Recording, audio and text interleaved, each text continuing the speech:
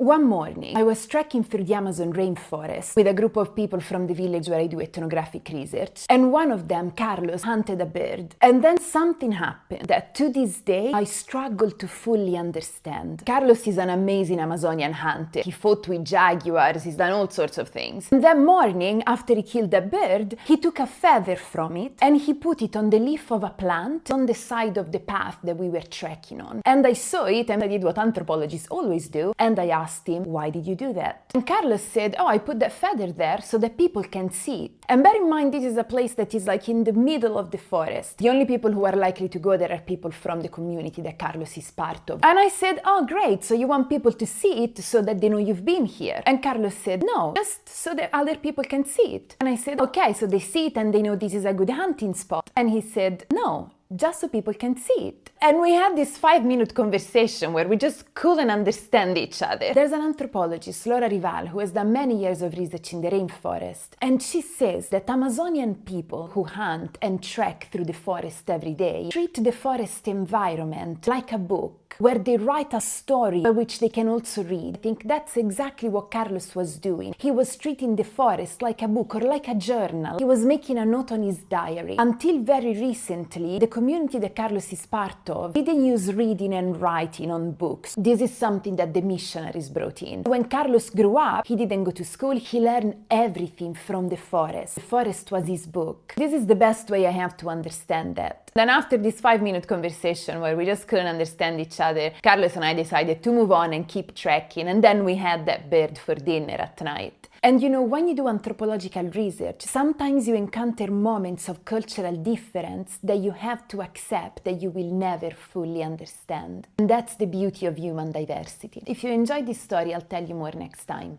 Ciao!